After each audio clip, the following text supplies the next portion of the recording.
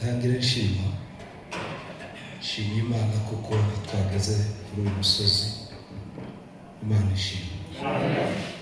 Icya kabiri, aha tuza tuhaza buke kuko yabivuze duherutse muri urusengero ibi byose bitarakoreka, ariko dushimira Imana kuko yabibabashishijemo. Imana ni nziza kandi irahebuje. Haleluya. Ijambo rya gatatu, dushimira Imana yaduhuje twebwe twese turi kumwe n'abayobozi. Imana ibaheze umugisha. Haleluya. Sintindaje ni minota 10. Icyo bambwiye gukora tugiye kugikorana, sibyo? Arantu mwene data abivuze twaje kare kandi hari himbe kufejo narayumvishe nawe twari mu bukwe, ariko sinzi ko tujari mese yambeho nazando bakabwira watu siko bakayubi ati kufejo nakayubi, ariko ngo dushike duhura n'umumarayika nokuri nuko jewe na misi yamadu usaba vuba ati muze hano mbereke, muze mbereke aho tubanza kwicara hacari kare. Twari dufite ubuhuha kuko bukererwa hano, hazaba amahimba y'imodoka zikadukerereza, ariko turamushimiye kandi Imana imuheze umugisha. Haleluya. Reka dusome Ivyahishura 22 n'umurongo wa 12. Uwo murongo gusa heri namfashe gusoma, cyangwa se undi witeguye, ariko nawe yafashe nta kibazo. 12 uwo murongo gusa. Amen.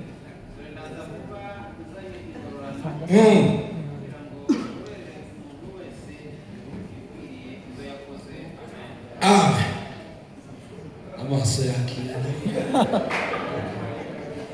Haleluya. Kandi haleluya. Bene data, ijambo ry'Imana niko rivuze. Riravuze ngo dore ndaza vuba, nzanye ingororano kugira ngo ngororere umuntu wese ibikwiranye n'ibyo yakoze. Tazaguhemba cyangwa se ntazaguhembera icyo utakoze, oya, icyo wakoze nicyo azaguhembera. Niba waratanze igikombe cy'amazi, kera ntibababwiye amazi badukarabishije ashushe, ariko iyo dukoze ahakonje twajyaga tudotora. Nama mubwira ati nakubwiragaho komanteri, ariko wagize neza wazanye amazi ashushe. Sifa kwa Yesu. Haleluya. Ndaje vuba kandi sikera sugutinda, oya, ndaje vuba kugira ngo ngororere umuntu ibikwiranye n'ibyo yakoze. Amen.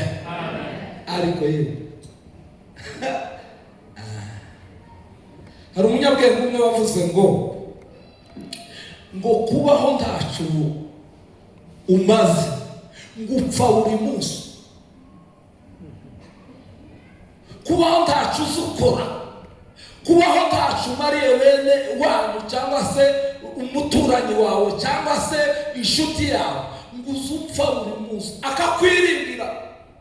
Murebe cyane iti Yesu ibabonye bamama ngo kiriya giti ngo kiraduheza amatunda, kiraduheza imbuto, ngo bagende ngo bashike bashaganye habe n'igitunga, ngo kandi ticyari igihe cyo kwera imbuto, ngo ariko ngo kubera gushisha kwacu ngo cyagaragaza kuko gifite iki imbuto. baraza ati Yesu we hawe nakanga ngo Yesu yamakivu dore ndaje vuba kandi zanye ingororano kugira ngo ngororere umuntu wese ibikwiranye n'ibyo yakoze. Amakuru nayo dufite umukutano shalom, ariko ino ngoma nazano